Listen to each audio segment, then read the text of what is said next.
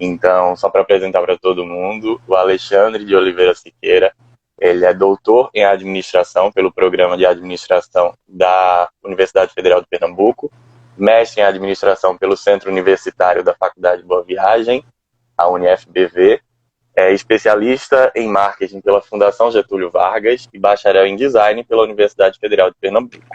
Ele é Yes. professor da Faculdade Boa Viagem, a FBV, e da Unifavip, correto? Correto. Tudo certo? Tudo certo. Tá me ouvindo direito? Tô ouvindo direito. Tá. Eu tô bem enquadrado, porque eu não sei como é que fica aqui. Tá, você Tá você faltando tá bem cabeça. enquadrado, tá ótimo. Tá. Eu tô ok também, aqui por aqui. Tá ok também. Tô... Aí, só para explicar para todo mundo a situação, né? O Ale, ele foi convidado, porque eu conheço a Ale, eu conheci a Ale no período em que eu entrei no mestrado, ele entrou no doutorado, e a gente tinha uma mesma orientação, e depois os dois saíram da orientação, mas a Foi gente criou um verdade. vínculo nesses primeiros 6 meses, e eu sei muito bem da competência do Ale, ele que foi tão premiado aí também na gestão, né, na carreira enquanto professor. Então, é um feedback que ele recebe também dos alunos, e no final das contas o que a gente termina vendo é a competência que ele tem, a admiração, o respeito que a gente tem, e aí não poderia ser outra pessoa também, porque o Ale, ele é muito ligado com essas questões de espiritualidade, de saúde mental, de entender um pouco mais o ser humano. E aí, só para a gente começar, então, esse mini debatezinho aqui, esse diálogo, né, Ale? Uhum. Só para contextualizar para todo mundo, eu venho fazendo uma série de lives que estão falando sobre essa questão da pandemia também, mas a gente precisa entender que a questão da pandemia, a pandemia, a situação de pandemia, ela já acontece, já aconteceu algumas vezes na história da humanidade. Então, Uhum. não é uma novidade. Muitas das coisas que a gente está vivenciando hoje também já foram vivenciadas em outros tempos. Então, por exemplo, a gente teve essa situação do coronavírus, do novo coronavírus, evidenciado em dezembro de 2019. O Uhum. primeiro caso que foi apontado foi lá no dia 12 de dezembro, quando começou um pequeno surto de pneumonias, e aí o pessoal ficou naquela questão, o que será essa pneumonia, já que tem um grupo de pessoas que estão se contaminando. E aí no Exato. final de dezembro, constatou-se que era um novo coronavírus, o SARS-CoV-2. Uhum. Só para explicar às pessoas por quê. Porque quando a gente vai falar aqui sobre saúde mental também, a gente precisa entender que existiu um SARS-CoV, que foi o 1, que Uhum. foi uma Sim, primeira síndrome respiratória que aconteceu também na China por um sim, coronavírus. Então, por isso que a gente exato. chama de novo coronavírus. Quando aconteceu essa primeira pandemia do coronavírus, do primeiro coronavírus, que foi uma pandemia muito mais restrita, não foi algo tão amplamente contaminável, Uhum. esqueci uma palavra, mas de fácil proliferação, Isso. essa primeira pandemia ela já teve alguns problemas que foram evidenciados. Então, para um contexto geral, a gente teve a pandemia descoberta, o coronavírus, o novo coronavírus descoberto no dia 31 de dezembro do ano passado. Uhum. No final desse ano, a OMS, que é a Organização Mundial de Saúde, disse, pessoal, a gente está entrando em estado de emergência de saúde pública internacional. Em fevereiro disseram, é uma epidemia. Em março disseram, é uma pandemia. Aí, vamos para o Brasil. Em 17 de maio, foi feito um levantamento aqui pela área de inteligência de mercado do Grupo Abril. E Uhum. descobriu-se que 54% da população estava extremamente preocupada com a situação do Covid. 59% da população usava a palavra insegurança para definir os sentimentos em relação à Covid. E aí lembram que eu falei que teve um outro SARS, que foi uma outra síndrome respiratória aguda grave, por coronavírus em 2002 a 2003? Sim. Foi feito um estudo naquele tempo, em 2002, 2003. porque os cidadãos, principalmente da China, entraram em quarentena.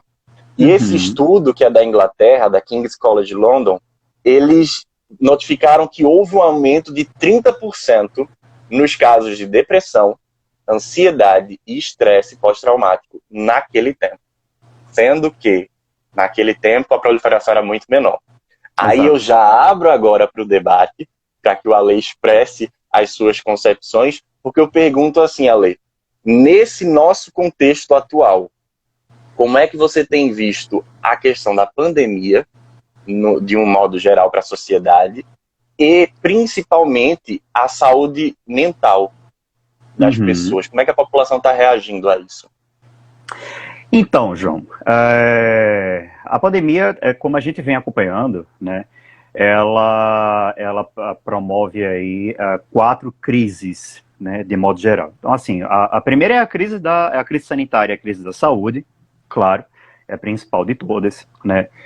Junto com ela vem a crise política, que infelizmente a gente está passando de uma maneira muito mais severa, né, agravante aqui no Brasil do que em outros países. Mas isso é um tema para um outro debate, né? Tem a crise social, tá? E além disso, né, isso não sou eu que falo, aí já são diversos estudos da psicologia e da neurociência, inclusive, né, que apontam aí uma 4ª crise, ou como eles chamam, né, como a neurociência chama, inclusive. Eu estou olhando aqui para baixo que eu estou com uma série de evidências físicas aqui, ó, te mostro que eu tive que anotar, porque é muita coisa para memorizar, tá?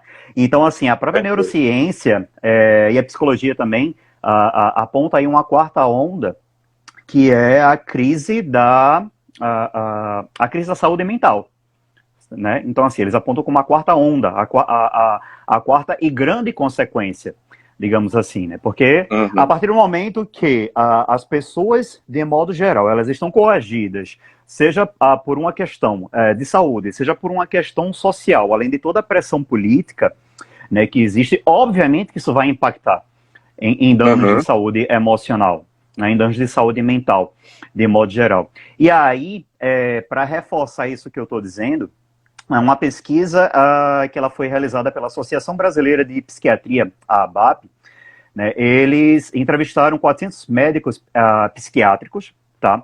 Em 23 estados e no Distrito Federal, ou seja, ela foi uma pesquisa que foi realizada a nível nacional, aqui no Brasil, e aí a pesquisa ela apontou que 89,2% desses especialistas, né, entrevistados destacam o agravamento de quadros psiquiátricos em seus pacientes devido à pandemia da Covid-19. Né? Inclusive, um deles falou até assim, o isolamento social mexe muito com a cabeça das pessoas. Né? E 67,8% desses médicos receberam pacientes novos que não apresentavam problemas relacionados a questões mentais, né? Que nunca tinham apresentado sintomas psiquiátricos antes, após o início da pandemia e do isolamento social, passaram a apresentar.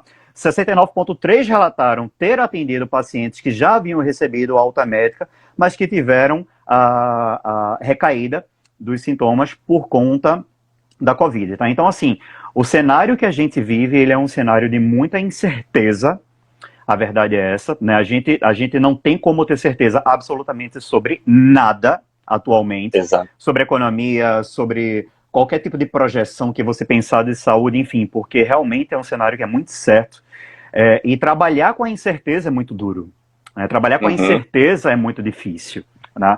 É por isso que muitos estudos, inclusive da área da própria administração, vem apontando a importância, né, dos empresários trabalharem com foco mais em planejamento, porque se você vai lidar com a incerteza de modo geral, você tem que pelo menos se planejar aí, minimamente que seja, para lidar com essas incertezas e todas essas tendências que vêm aí pela frente, que aliás, que já estão acontecendo, né, durante a pandemia, e que vão acontecer aí no pós-pandemia.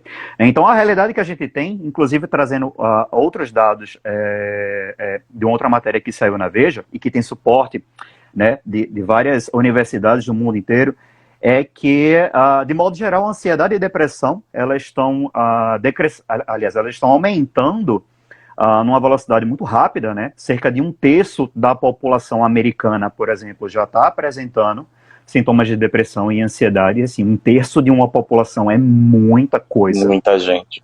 É muita gente, tá? E aí uma outra pesquisa que foi feita pela área de inteligência de mercado, né, do Grupo Abil, como você apontou, né, Uhum. eles apontaram, os dados que foram apontados é que 76% temem a superpopulação dos hospitais, de modo que não seja possível atender a todos os doentes, 70% estão com medo do desemprego e da segurança dos amigos e familiares, né, por conta de toda a questão econômica e retração econômica que a gente já começou a passar e que vai piorar. Infelizmente, Sim, essa é a realidade, né? Tá aí os sim. economistas discutindo sobre isso o tempo todo. 70% estão encurralados com a possibilidade de sofrer cortes de salário ou perder direitos trabalhistas. Eu me incluo nos 70%, digo logo. Tá? 59% dizem que a palavra insegurança é o que mais define seus sentimentos em relação à Covid-19. 33% estão em regime de home office e teletrabalhando todos os dias da semana. Eu faço parte desses 33%, trabalhando de domingo a domingo. Né? O home Uhum. office fez com que a carga de trabalho aumentasse, consequentemente o estresse relacionado a isso aumenta. Né? 47% afirmam que têm dificuldade para relaxar, enquanto 23% não conseguem dormir bem. E 73% dizem que estão no grupo de risco do coronavírus ou moram com alguém que faz parte dele. Então, assim, eu costumo até brincar, né, conversando com as pessoas, eu digo que é a pandemia da pressão psicológica, sabe? Porque se a gente for analisar as outras pandemias que a humanidade passou, como por exemplo a peste negra, né, a gripe espanhola, enfim, foram pandemias extremamente desastrosas, a gente sabe disso, né? Uhum. Porém, não se tinha o aparato tecnológico e o nível de comunicação que a gente tem hoje, né? Inclusive, Exato. a própria comunicação, ela está sendo apontada a um estudo feito pela Universidade Brigham Young dos Estados Unidos, né, aponta inclusive a comunicação como um dos problemas que vem levando a contribuição, né, desse aumento de doenças mentais, né, relacionado à saúde mental de modo geral, porque o excesso de informação que a gente recebe diariamente é muito grande, né? E se a gente parar para prestar atenção, são informações que 99% delas estão voltadas para a Covid-19, estão voltadas para a pandemia. Então, assim, pessoas que acabam consumindo isso de uma maneira muito forte, né, inevitavelmente vão acabar ficando paranoicas, sabe? Isso não sou Sim, eu que falo, sabe? Isso são, mais uma vez, estudos aí apontados pela psicologia, pela neurociência, sabe? Então, sim, a, sabe? a, a, Tem, tem um estudo que ele ainda não saiu. Eu tive acesso porque ele está numa versão pré-print de uma a, revista de psicologia. O primeiro autor é o Barros Delsen. Eu cito ele em alguns artigos que eu fiz de Covid, e aí eles, a, eles falam exatamente disso, de que a, a gente vive uma epidemia hoje, uma pandemia por causa da Covid, mas uma outra epidemia que está acontecendo é uma epidemia de saúde mental, exato. justamente porque temos acesso a tantas informações que as pessoas não foram preparadas para. Então, desde fake news que saem, desde acúmulo de informações que só distorcem o nosso foco, desde Exatamente.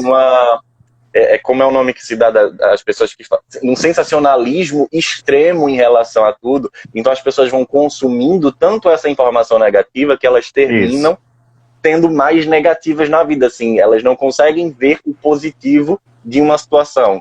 Elas Entra em só vão ficar paranoia focando mesmo. nisso. É, Entra numa é. paranoia e aí Entra termina numa aflorando paranoia. essas patologias. Mas aí tem uma É. coisa também que se fala do cérebro emocional. O que seria esse cérebro emocional? Pois é. Lá vou eu para a neurociência novamente.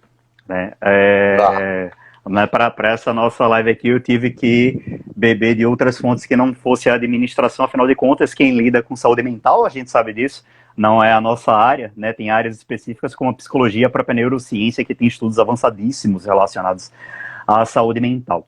E aí, a neurociência, de modo geral, através de diversos estudos, ela já demonstrou, ela já comprovou que 95% das nossas ações, olha esse percentual, tá? 95% das nossas ações são associadas ao nosso subconsciente, que é a nossa mente emocional. E apenas 5% do nosso consciente, que é a nossa mente racional, é que completa aí esse universo cerebral. Então imagine que nossa parte racional já está comprovado que ela corresponde a 5% das atividades cerebrais. 95% é emoção. Né? Inclusive, a minha hipnoterapeuta aqui, a Aline, ela fala algo que eu concordo muito com ela, que ela diz, nós somos bichos emocionais. E, de fato, nós somos bichos emocionais. Né? Porque o que a neurociência ela mostra é que, até fazendo uma análise do cérebro em si, e aí a gente vai entrar um pouquinho na área de neuromarketing também, que trabalha com isso, é que o cérebro, ele é basicamente dividido em três etapas, que é o cérebro reptiliano, o cérebro límbrico e o neocórtex. Tá? O reptiliano é aquele cérebro que está ligado mais a funções primitivas e de instintos, que a gente carrega isso desde a época lá da caverna dos homens, né? Enfim. A teoria da origem das espécies. Que está com a gente até hoje, sabe? E é a parte do cérebro que somente é responsável pelas decisões. Esse cérebro primitivo, tá? O reptiliano. Só que ele recebe, essa parte cerebral em si, ela recebe justamente todo um apoio, né, todo um aporte do cérebro límbico, ou do inconsciente, que é o cérebro emotivo, que corresponde aos 95% do nosso cérebro, que é o nosso inconsciente. Tá? Então, assim, não é à toa que o próprio, vários estudos na área de neuromarketing, né, mostra que 95% das nossas decisões de compra são inconscientes, e compramos de acordo com as nossas sensações e emoções. Inclusive, é um estudo apontado aí pela Universidade de Harvard. Tá? Mostrando que, de fato, aquela famosa frase de efeito que existe na área de vendas, né? A emoção é que vende, ela é a mais pura verdade. Né? E por que é que a emoção é que vende? Né? Por que as pessoas, por que 95%, né, das compras são inconscientes, são emocionais, de modo geral? O que vai se perpassar aí por compras de impulso, enfim. Né? Porque somente quem comanda é a nossa mente inconsciente, é a nossa mente emocional. E ela compõe 95% do nosso cérebro. 5% é que é a nossa parte racional. Né? Eu até estava conversando com um amigo meu dia desse sobre isso, e aí eis que ele vira para mim e fala, mas eu sou uma pessoa muito racional, eu penso, eu analiso demais, né, antes de comprar alguma coisa, eu analiso muito bem as situações, etc., né, e por aí vai. Eu olhei para ele e eu fiz, tá, então se tu se considera uma pessoa tão racional, né, ou seja, querendo derrubar todos os estudos da neurociência, né? Eu fiz, tá bom, vamos lá. Eu fiz, então, se você se considera fora da curva. Um ponto fora da curva, um outlier, como a gente chama, né? Sim. Aí eu fiz, tá, então se você se considera tão racional e consegue controlar tão bem as suas emoções, né, os seus sentimentos de modo geral, por que você é tão ansioso?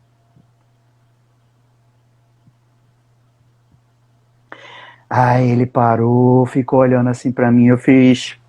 Me deu uma explicação por que ansiedade. Por que as suas crises de ansiedade? Ao ponto de você ter que tomar remédio para poder controlar essas crises de ansiedade. Você já parou a pensar que essa crise de ansiedade ela vem exatamente do seu 95% emocional e que você não consegue controlar? E que quando você tenta controlar, você piora? Eu fiz, olha aí, cadê o seu lado racional para defender isso? Sabe? Verdade. Então, assim, a partir do momento que a gente tem um cérebro que ele é puramente emoção, né? E que nossas decisões, nossas atitudes, inclusive, diárias, que vai se perpassar por compras, enfim, elas vão ter um caráter muito mais emocional do que racional. E isso explica, né, o fato de as doenças relacionadas à saúde mental, elas estarem aumentando significativamente, porque o nosso cérebro ele é emocional e é exatamente essa parte emocional que está sendo afetada com a pandemia. Né? Tem um outro estudo também Júnior, também da neurociência, né, que aponta que o cérebro humano, o cérebro humano ele foi programado de diversas maneiras, né, desde da fase primitiva até dentro de uma escala de evolução humana até hoje, né. E uma dessas programações é que o cérebro, nosso cérebro de modo geral, ele é programado para socializar. Ele é programado para os relacionamentos interpessoais. Eu ia falar exatamente disso, porque eu até anotei aqui, a tua live vir depois da de finanças, depois da de trabalho, que foi com a Ana, que foi com a Hannah, casa muito bem. Primeiro porque lá em finanças a gente falou exatamente, lá na live de finanças com a Ana Paraboni, a gente falou exatamente sobre essa questão de que o dinheiro ele é essencial, principalmente para que as pessoas não fiquem meio paranoicas com essas questões de terem que sair de casa para poder se alimentar. Então era essencial que as pessoas tivessem uma reserva e tudo mais. E as condições de trabalho também que modificam, que foi a live com Hannah, sobre justamente essa questão do home office, de que você, hoje em dia, você meio que não é meio que se cobra mais, mas você está sendo o tempo todo vigiado, que aí, querendo ou não, porque o tempo de acesso que você passa numa plataforma, tudo isso gera relatórios e várias pessoas têm acesso a isso. Então, no fim das contas, a gente termina se cobrando mais, a ser mais produtivo, a trabalhar mais, então a gente gera mais esforço. E aí eu lembrei também de um artigo que eu fui coautor também, que também saiu, e que ele fala exatamente disso, de como a maioria da população brasileira, ela entende que o distanciamento social era relevante, era necessário. Ela eu li esse artigo, ficou sensacional, parabéns. Porém, finanças e emoções eram os fatores que que faziam com que a pessoa não continuasse em distanciamento social. E aí emoções, justamente nesse ponto que você acabou de levantar, as pessoas precisam sociabilizar. As pessoas precisam de contato de outras pessoas, de conversar. Então, essa questão foi uma das mais levantadas e corrobora muito com essa questão do cérebro emocional que você falou, porque eu particularmente não sabia. 95% do cérebro 95%. Ser tomado por emoções. Emoções. Tá, inclusive, Júnior, assim, são muitos estudos já da neurociência que comprova isso, sabe? Então, além desse caráter emocional, né, que o cérebro tem, que nós temos, nós de fato somos seres emocionais, como eu te falei, né, existe essa programação fisiológica cerebral que é voltada, né, para a socialização, que é voltada para os relacionamentos interpessoais. Então você vem uma pandemia, vem uma Covid da vida e de repente tranca todo mundo dentro de casa, ou quase todo mundo, né, ou metade, ou enfim, eu não sei como é que é esse percentual agora, né, Sim, mas o objetivo é trancar, pois é complicado, né? O objetivo é trancar todo mundo dentro de casa e simplesmente funções que são primitivas, porque a socialização, né, os relacionamentos pessoais são funções primitivas. Isso é cortado de vez, sabe? Isso tem. Então, assim, é realmente para levar as pessoas a ficarem doentes. Principalmente quando isso vai se prolongando, né, como vem acontecendo. Uma coisa é você passar por uma quarentena no primeiro mês, estava todo mundo de boa, achando tudo lindo, maravilhoso, tem em casa, vou ter tempo mais para fazer isso, para fazer aquilo. Segundo mês, terceiro mês, o negócio começa a pesar, que você olha assim e faz, peraí, calma, socorro. E aí tem gente tem hora que gente que surta, aí tem momento que não surta, e bom. E aí a gente tá... Eu admiro muito vocês que conseguem meditar, porque eu fico tentando meditar, fico tentando buscar alguma coisa, mas eu também sofro com essa questão de várias informações. E aí, com essas medidas restritivas todas que a gente teve que se adequar a isso no mundo todo, as empresas elas começaram a se preocupar com a forma como elas estavam passando a imagem delas, como elas estavam se posicionando tanto para o mercado quanto para as pessoas. E aí a gente chega num outro ponto. Nesse contexto que a gente vai falar sobre marcas e saúde mental, então nesse contexto todo da pandemia, como é que você tem percebido a inserção, o comportamento, o posicionamento das empresas num geral, de um modo geral? Bom, de um modo geral, empresas ou marcas, né? Vamos falar o nome aqui, marcas, né? Uhum. Marcas que vêm se sobressaindo no mercado são marcas que inevitavelmente estão fazendo um trabalho voltado mais para a responsabilidade social, né? Que vai envolver a responsabilidade social corporativa, mas a responsabilidade social, que a gente sabe que é um dos pilares da sustentabilidade. Tá? Sim. E por que essas marcas, elas estão, ou marcas que estão desenvolvendo ações ou estão adotando estratégias de responsabilidade social, né? Por que elas estão mais em evidência, por que elas estão sendo mais lembradas?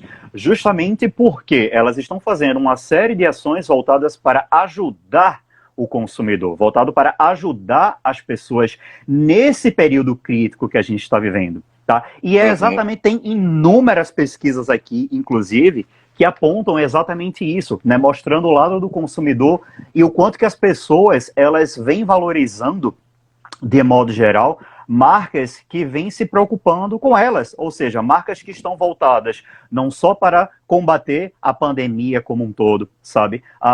Mas marcas que estão voltadas mais para a humanização, mais para a empatia, que é exatamente isso que as pessoas estão precisando, justamente por estarem sendo acometidas por tantas doenças, né, mentais, principalmente pela ansiedade e pela depressão, que é o que mais está explodindo atualmente e que com certeza vai deixar muitas sequelas aí, né, no pós-pandemia. Então, por exemplo, marcas como, né, o Itaú, né, que vem fazendo uma série de ações sociais para promover o apoio e engajamento a pequenos e médios empresários.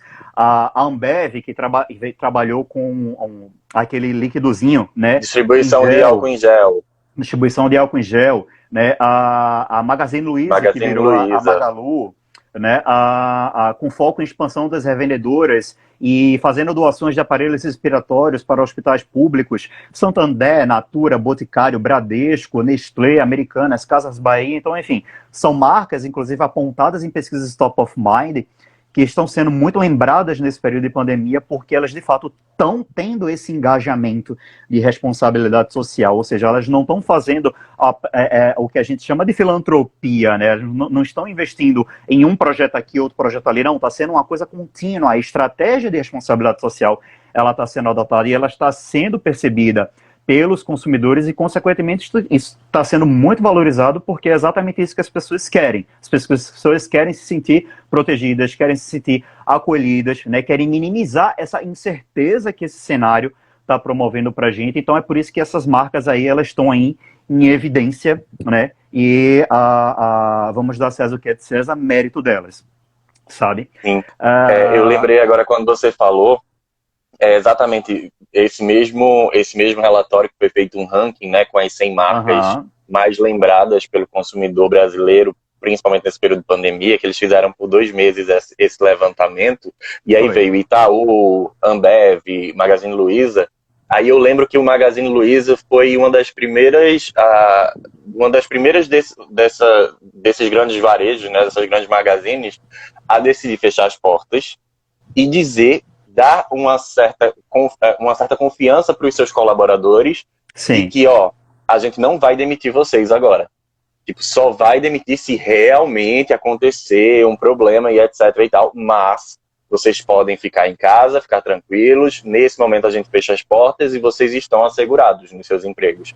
Essa questão de dar segurança volta para aquele primeiro estudo que a gente tinha falado aqui, que para 59% das pessoas, insegurança era o sentimento.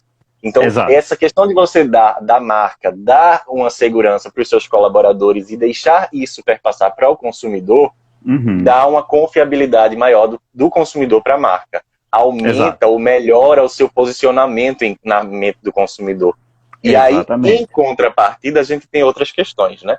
Por exemplo, a Madeiro, que estava em período de expansão, o dono vai lá e diz... clássico de como destruir uma marca da noite para o dia, né? E de boicote do consumidor à marca. A gente fala exatamente dessa situação, dessa relação da marca com o consumidor. Depois ele estava reclamando que o número, a frequência de pessoas dentro do estabelecimento diminuiu, caiu drasticamente, mas não poderia ser de outra forma, né? Lógico, exato. E aí outras marcas foram tomando a mesma a mesma, a, a mesma atitude burra, se assim puder dizer. Por exemplo, Smart Fit caiu também nessa questão de uma cultura do ódio, uma cultura do cancelamento, na verdade. Uhum, exatamente. Como é que você entende a relação do consumidor? A gente estava falando agora das marcas, mas e aí como é que você começa a perceber a relação do consumidor com as marcas? Porque se de um lado ele valoriza, né, essa questão das marcas que estão se sobressaindo por mostrarem uma questão de responsabilidade social, e o contrário, e o consumidor, como é que eles estão vendo essas marcas? O que é que eles estão sentindo, boicotando e etc e tal? Como é que você está percebendo isso tudo? Então, vamos lá. Para eu te responder, primeiro eu vou te apresentar alguns dados aqui de uma matéria bem interessante que eu li da Forbes, tá?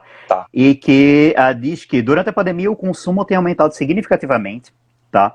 Houve um aumento de 198% pela busca de como fazer compras online, ou seja, consumo online aí, né? Pipocando mais do que nunca, até por conta do isolamento, né? E emoções negativas como angústia, frustrações refletem nas compras, o que aumenta o consumo e as compras por impulso, de modo geral, tá? E uma outra pesquisa realizada pelo eBanks mostra que a média de gastos dos consumidores em e-commerce brasileiros aumentou durante a pandemia em relação ao período anterior à crise, né? E a empresa calcula ainda que essa média aumente ainda mais, né, no pós-pandemia. Tá? Além dessas duas pesquisas, tem uma outra pesquisa realizada pela Global Delman, que ela foi uma pesquisa realizada a nível mundial, com 12 mil pessoas, e que ela aponta que 70% dos entrevistados não comprariam de uma marca se soubesse que está lucrando, tá? Ou se aproveitando sobre pessoas em meio à situação que a gente está vivendo. 70%, tá? Mais de um terço dos consumidores entrevistados disseram que começaram a usar uma nova marca, tá? Então aí espaço para novas marcas ganharem espaço mercadológico devido à maneira inovadora ou compassiva, empática em que ela respondeu à pandemia, tá?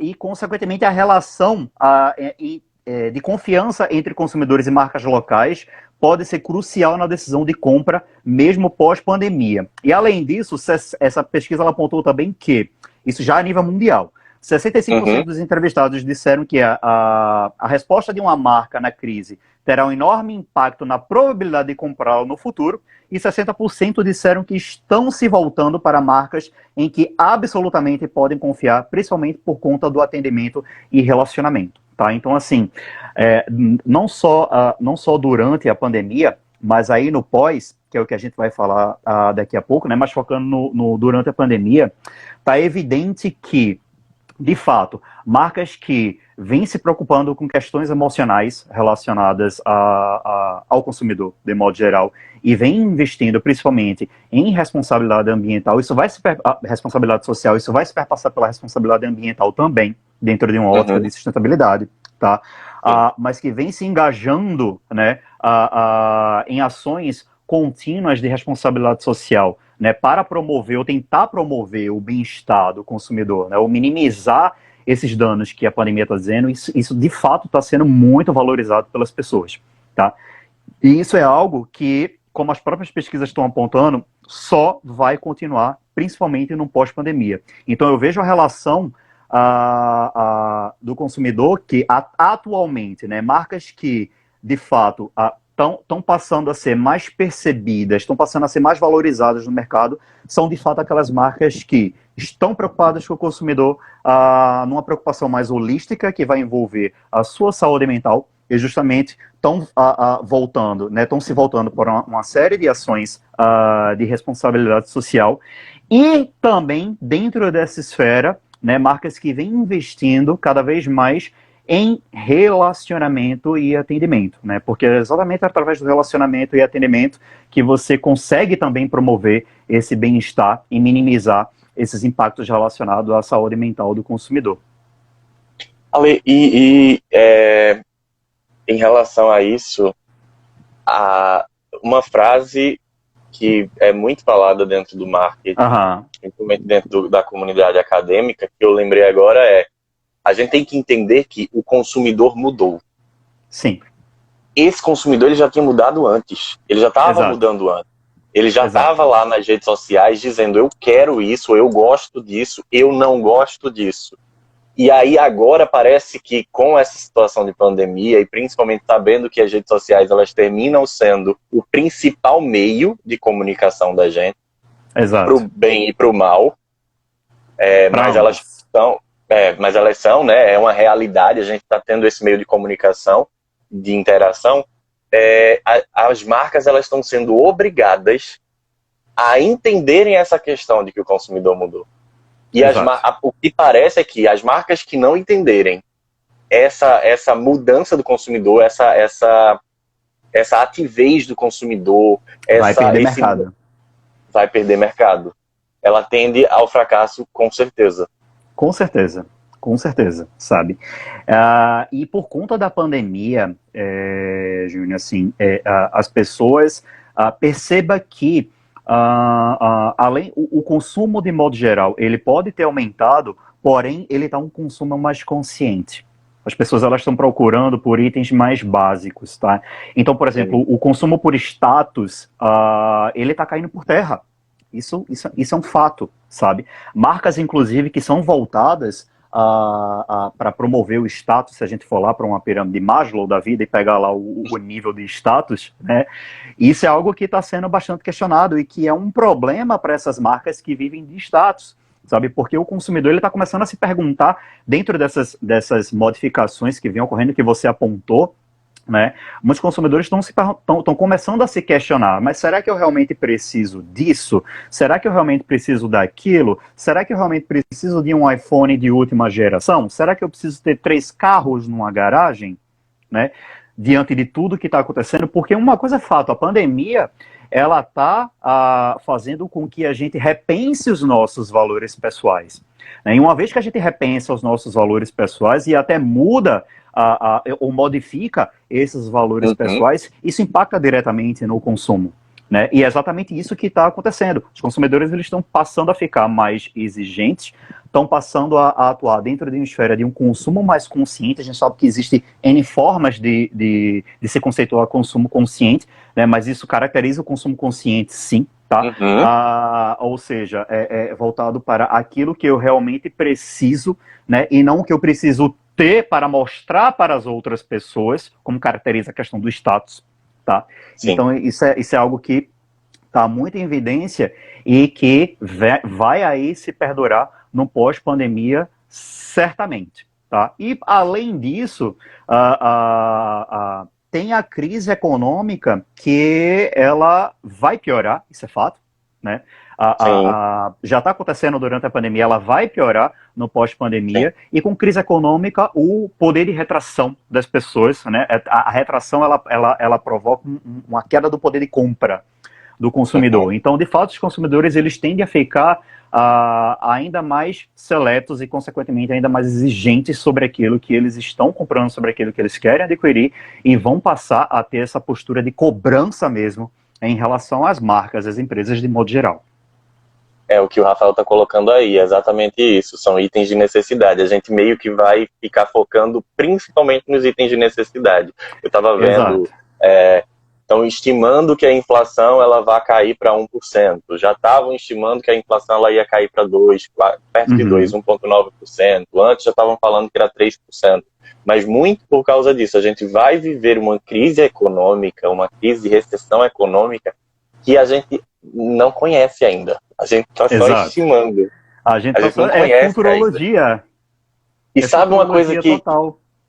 A gente não, o que tu falou aqui o tempo todo, a gente não tem certeza. A gente não está tendo certeza de nenhuma das crises. A gente não sabia da pandemia, a gente não sabia da nossa saúde mental, da sanidade mental. Ninguém...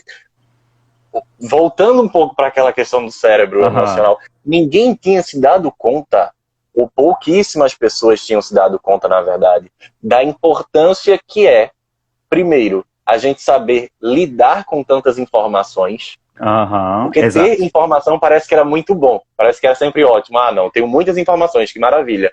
Hoje em dia a gente está percebendo que não, que ter muitas informações nas mãos não quer dizer que é uma coisa boa, uma coisa benéfica. E outra questão é de que a gente precisa se cuidar, precisa cuidar da saúde mental. A gente acha tudo tão Não, eu preciso fazer dieta, eu preciso entrar na academia, eu preciso fazer isso, eu preciso fazer aquilo, eu preciso trabalhar, eu preciso ser produtivo. E a saúde mental, e a sanidade mental, cadê, né? Exato. E dentro disso que você falou, isso é uma coisa que eu falo muito, conversando com os meus amigos, enfim, inclusive abordo muito no meu próprio Instagram, né? É que mente e corpo formam um só sistema. Inclusive, a própria. Lá venho eu com a neurociência de novo. Meu Deus, vou passar, Não, vou passar a integrar a administração com a neurociência nos vai ser artigos. E tem maravilhoso. tudo a ver. Oxê. E tem tudo a Pois é, ver. Né? tem sim. Então, lá venho eu com a neurociência de novo. Né? E aí, através de diversos estudos também da neurociência, apontam que, de fato, mente e corpo formam um só sistema e ambos se influenciam, tá?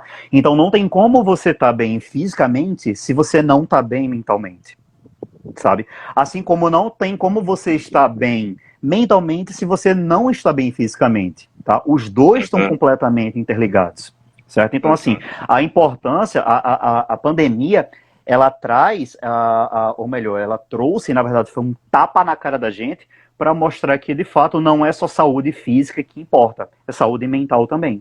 Tá? E, enfim, justamente por nós descuidarmos tanto da nossa saúde mental, é que a gente, infelizmente, está vendo índices absurdos, né, de doenças mentais aumentando significativamente por conta desse período que a gente está vivendo e toda a sequela que isso vai deixar daqui para frente. E é exatamente aí aonde as marcas têm que entrar. Elas precisam entender esse contexto, elas precisam entender toda essa crise de saúde mental, né, que a gente está começando a viver, que isso vai piorar e que elas têm um papel fundamental na recuperação dessa saúde mental. Elas têm um papel, elas vão ter um papel muito mais ativo, né, e, consequentemente, fazendo isso, né, vão ser aí muito mais valorizadas pelo consumidor, sem sombra de dúvida. Você acha que em algum momento as marcas elas vão começar a tomar atitudes mais incisivas, atitudes mais fortemente relacionadas à saúde mental? Tu acredita que a gente vai chegar nesse ponto de... Porque hoje em dia a gente está vendo as marcas elas se posicionando muito mais Sim. na questão do eu vou assegurar o seu emprego, ou eu vou distribuir respiradores, eu vou distribuir álcool em gel. Tu acha que vai chegar um momento, que a gente não pode nem falar de tempo, que é tudo tão rápido. Exato. Que está acontecendo, mas um momento em que, as marcas elas vão começar a pensar, por exemplo, em trazer psicólogos para dentro das suas empresas e fornecer um acompanhamento para os funcionários, os colaboradores. Tu acha que chegará esse momento, ou pelo menos esse tempo de pandemia pode despertar nas marcas essa necessidade? Num curto e médio prazo, eu não vejo isso, mas num longo prazo, empresas que não adotarem essa postura, elas vão ter sérios problemas, sem sombra de dúvida, sabe? Porque é como a gente vem debatendo, né? A gente tá vivendo a pandemia, né? O fato é que muitas pessoas acham que, por exemplo, a gente já passou pelo pico no Brasil, mas a gente ainda não passou, sabe? Então, assim, a coisa tende a piorar sensivelmente. Sim. Com isso, consequentemente, o aumento, né, infelizmente, das saúde mentais de modo geral, e como eu venho falando, as sequelas que isso vai deixar durante anos, mesmo que a pandemia passe, sabe? Então, assim, empresa que, de fato, não entender isso e não passar a ter esse cuidado e trazer essa humanização, trazer essa empatia, trazer esse foco, né, no cuidado voltado para a saúde mental do consumidor, elas têm futurologia que a gente está falando aqui, né? Mas eu acredito que elas tendem a sofrer aí impactos mercadológicos fortes. Sem sombra de Tem um dúvida. comentário aqui do Genilson falando: conhecer e considerar as múltiplas inteligências na gestão de marcas e dos serviços é essencial. Concordo, super. E o Rafael colocando que antigamente ir a um psicólogo... Eita, perdi aqui. Pera, calma. Ir a um psicólogo era frescura. Hoje uma doença mental cria... Hoje Hoje uma doença mental, crise de ansiedade é uma realidade, são sequelas Exato. irreversíveis, exatamente. Uhum. A gente está se aproximando, infelizmente, do final da live. Tá. Eu digo que aqui quando a gente começa a se empolgar, o tempo não... Essa 1 hora do Isso, Instagram não é muito legal com a aqui, gente. isso é assunto Se para a gente deixar, passar né? 4 horas debatendo. Exatamente. Mas aí vem uma questão, já para a gente Ah, ir para o fechamento dessa live. Na tua concepção, quais são as principais tendências do novo perfil do consumidor e do novo perfil das marcas? O que é que a gente pode vamos lá. esperar do futuro para esses dois? Novo perfil do consumidor. Ele certamente, por conta da pandemia e principalmente por conta da crise econômica que se segue, ele tende a ter um perfil, né, vamos falar em tendências, porque de fato são tendências, a gente vai ver, né, só É, no pós-pandemia. Mas ele tende a ter um perfil mais exigente em relação às suas escolhas, mais exigente em relação às marcas e o que é que essas marcas têm a oferecer enquanto produto e serviço. Eu não vou dizer produtos e serviços, mas soluções para resolver o problema desses consumidores num pós-pandemia, tá? Uma outra questão que eu já levanto essa bandeira há muito tempo e que isso vai ficar ainda mais evidente no pós-pandemia é que atualmente qualidade não é diferencial, qualidade é obrigação. Sabe, eu vejo uma pessoa falar, porque o meu produto é de qualidade, porque o meu serviço tem qualidade. Bicho, é obrigação tua oferecer qualidade. Qualidade não é sim, diferencial. A qualidade é o sim. mínimo que o teu consumidor, que o teu cliente, de modo geral, ele vai esperar, sabe? Então, qualidade, de fato, não vai ser mais diferencial, assim como questões relacionadas à sustentabilidade, ao consumo consciente e a questões ambientais tendem a prevalecer aí no pós-pandemia, né, por conta desse perfil mais exigente que o consumidor ele tende a apresentar, a busca por itens mais básicos, né, então, por exemplo, empresas de repente podem desenvolver pequenas embalagens com packs menores, produtos menores, né, eu li até uma matéria da Coca-Cola, já pensando em desenvolver, né, a Coca-Cola em embalagens menores, enfim, pensando justamente na diminuição do poder de compra do consumidor por conta da retração Sim. econômica, né? Outra coisa que eu vejo muito os pesquisadores, de modo geral, debatendo em relação às tendências é que se hoje em dia é difícil você fidelizar um cliente, né, essa fidelidade ela tende a cair ainda mais por terra, tá? Por quê? Porque vai passar a entrar em evidência aí novas marcas que até então não eram consumidas, né? Já estão começando a ser consumidas e tendem a ser mais consumidas, e as marcas locais elas tendem a ter mais espaço de mercado em relação às marcas multinacionais, porque as marcas locais, como são empresas menores, elas, consequentemente, né, acredito eu, que vão saber trabalhar e gerir o relacionamento com o cliente, o atendimento, de uma forma mais completa, considerando a jornada do consumidor, do que uma empresa multinacional, por exemplo. Tá? Então, isso é até algo que as multinacionais, as marcas multinacionais, elas precisam estar atentas. Tá? E que isso, consequentemente, vai deixar com que o consumidor ele fique ainda mais infiel. Né? Inclusive, quando eu até dou aula, ou em marketing de relacionamento, ou de gestão de serviços, enfim, que tocam nessa parte de relacionamento com o cliente, eu falo logo, minha gente, esse é um dos objetivos mais difíceis de alcançar. Se você consegue fidelizar cliente, você consegue qualquer coisa na vida, sabe? Sim. E isso, de fato, tende a ficar ainda mais difícil, né?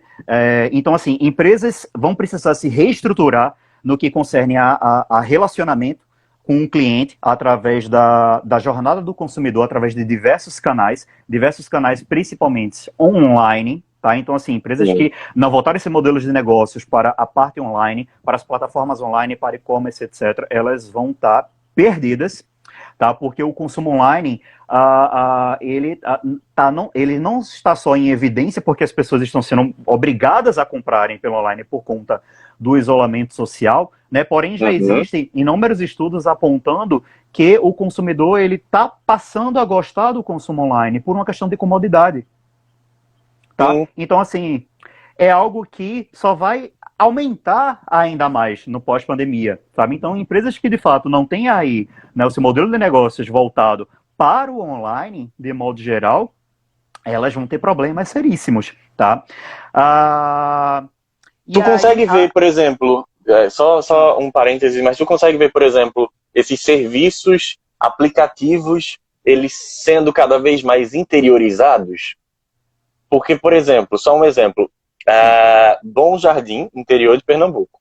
certo. Em Bom Jardim não tem iFood, mas os comerciantes daqui já estão fazendo um serviço similar, que é pelo Sim. WhatsApp. Eles só não estão usando a plataforma, mas eles estão fazendo esse serviço de delivery, seja Aham. de supermercado, seja de comida, enfim. E aí tu consegue ver uma interiorização dessa plataformização. Eu lembro agora que Hannah, falando dessa questão da plataformização, ela disse que era Aham. uma realidade que vai acontecer, que vai continuar acontecendo e tudo mais. Tu Sem corrobora com dúvida. essa situação? Tu acha que também vai ficar sendo um futuro?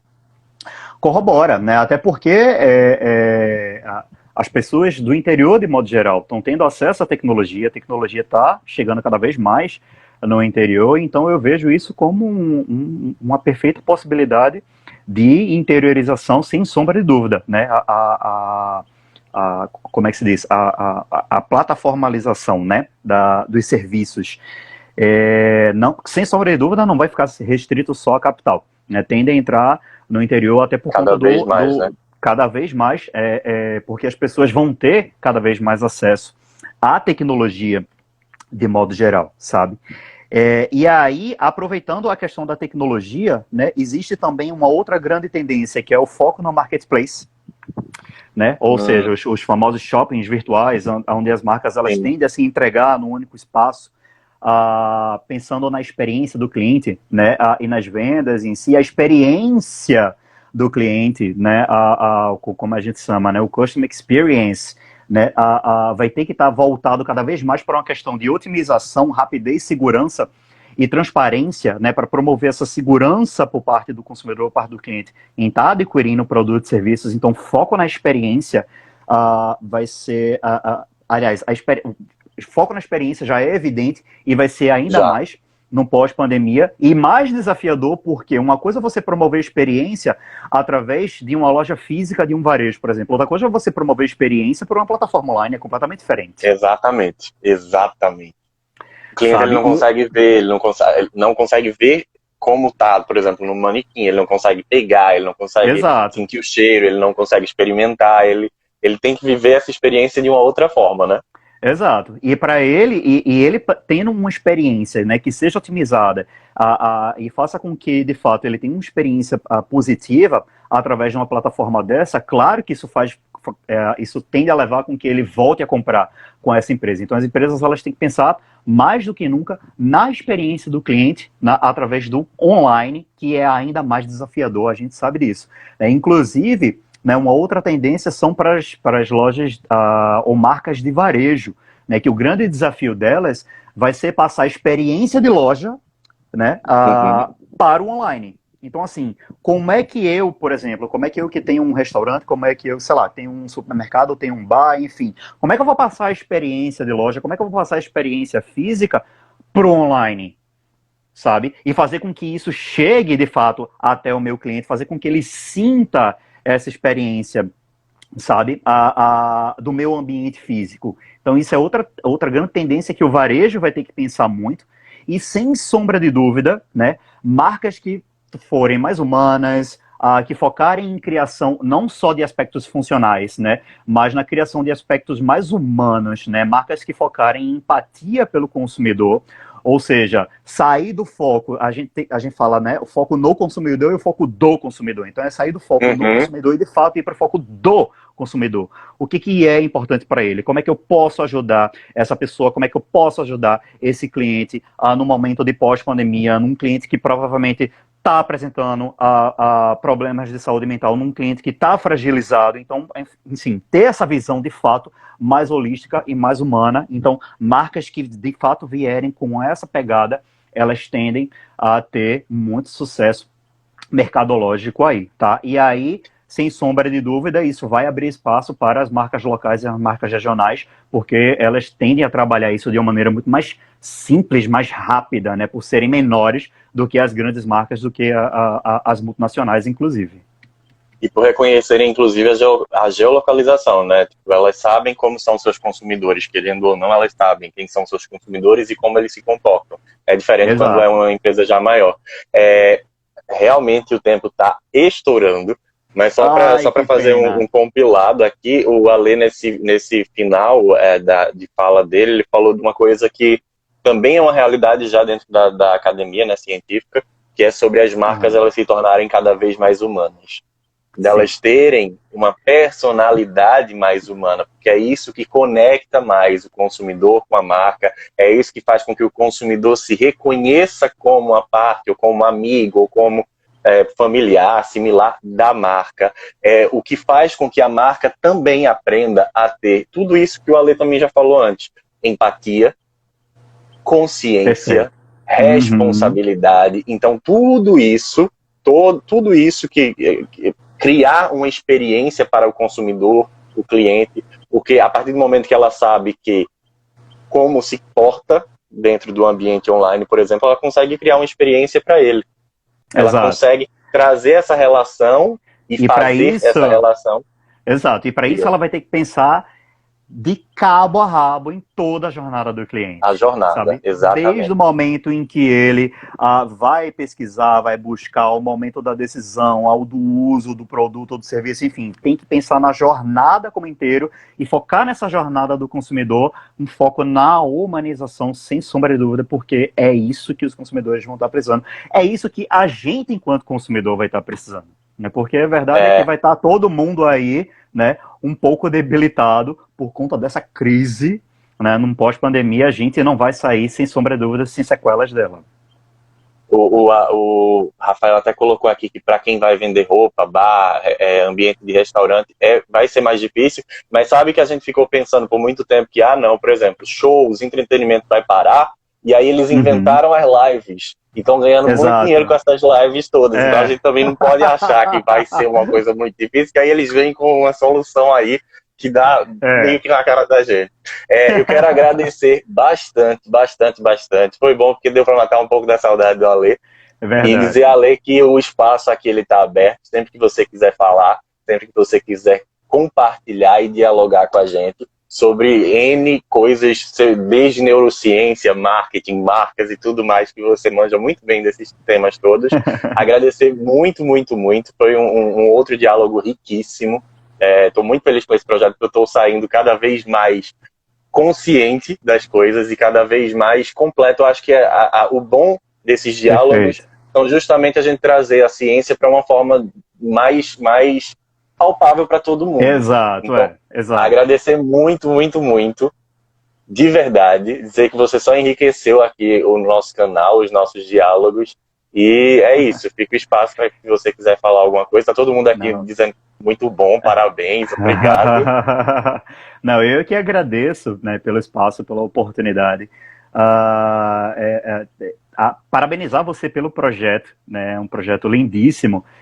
E é como você disse, né, tornar a ciência mais palpável, fazer com que a ciência ela tenha, de fato, mais acesso pelas pessoas, porque esse é o nosso objetivo enquanto cientistas, fazer com que a ciência, né, ela de fato chegue para as pessoas, elas não fiquem só retidas para os cientistas, porque a ciência é feita para as pessoas, é feita para o povo, e esse projeto ele vem de fato contribuindo muito para esse objetivo. Então, parabéns pelo projeto. Né, e gratidão pelo convite, né, um tema que eu gosto bastante, extremamente relevante. A gente tá trazendo sempre questões, eu vi nas outras lives, né, que você fez. Meu Deus, 20 segundos. Pronto. E, enfim, basicamente é isso, gratidão de verdade. É um tema realmente muito rico e uma live muito rica que a gente conseguiu fazer. Queria que a gente tivesse mais tempo, mas o Instagram ele fica aqui avisando, gente, 10 segundos agora. Então, muito obrigado a todo mundo, até a próxima live, eu aviso vocês, tchau, e é isso.